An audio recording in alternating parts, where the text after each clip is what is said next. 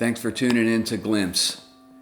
If you're tuning into this, my first video, and you see that there has been no other views, you're my first viewer at Glimpse. And I'd be really stoked if you would leave a comment telling me you're my first viewer. So please try to work with this very important teaching in your daily life.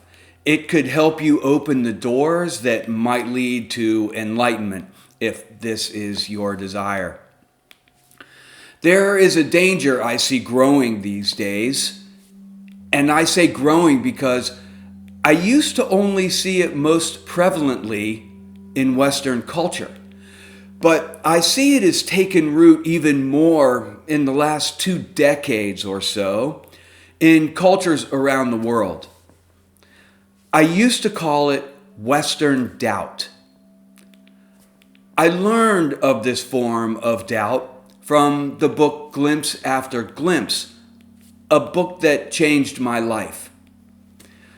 Something I will expound on as time unfolds and we get deeper into the understanding of Dzogchen. Before I explain these two, I'll call them species of doubt, I want to say that this is only an introduction to doubt, and I'm not presenting it to you with the deeper meaning it carries in Buddhism. Doubt has a more significant meaning in Buddhism as one of the 5 hindrances, and we'll cover this more in depth at a later time. I also want to ask you guys to please, after we have discussed this, to practice working with your mind, your ordinary mind, or your ego, to see if you are indeed struggling with this garrulous, deceiving, clever, nihilistic form of doubt that can obstruct our view of the truth, of any truth. This form of doubt, which is not actually doubt at all, is how we often take our doubts to be the truth. And so, arrogantly, we move forward, assuming we need to learn no more, that our understanding, our doubt, is the truth. Our doubt is the right understanding, the only understanding, the be-all to end-all understandings, and there could be no other truth beyond our doubt. That all other opinions or even facts are wrong next to our doubt, which, remember, is not fact. It's only a feeling. It's very interesting to me how we can cling so tightly and tragically to something that's only a feeling. This closes the door to any future possibilities.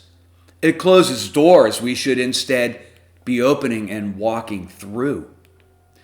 The phrase, "I doubt that," in the context it's used in these days, closes the door to accepting another truth, or the real truth. It paralyzes us without us even knowing. It stops us from moving forward, from learning, and from any other possibilities. Isn't it ironic that we think we're so smart, yet we're too dumb or arrogant to know we're wrong? Too galled to see that we're standing in our own way. We can and usually are our own worst enemy. The other form of doubt, I used to call it Eastern doubt, now I just call it doubt, because that's what it is where we take our doubts to be something worthy of investigation. Understanding that we don't actually know for sure this given topic or answer, that a question in our mind has now been posed, and if curious enough, we'll look into it. The actual definition of doubt is a feeling of uncertainty or lack of conviction. Uncertainty is the operative term here, and a lack of conviction is how we should approach something the truth of which we're unsure. My definition of doubt is an invitation to investigation, like biting down on a piece of gold to see if it holds our teeth marks, or trying to scratch glass with a could-be diamond. We take our disbelief or our uncertainty, our lack of conviction, and turn it into curiosity, with a benefit that could not only serve us well, but could be for the benefit of all beings. This would be the highest form of seeking the truth, of using our doubt as a catalyst to seek truth for all beings. Few things could be more noble. I talk about this today and as our first teaching because I see this nihilistic form of doubt not only becoming much more prevalent, but standing in the way of many people's sojourns on their path towards spiritual truth.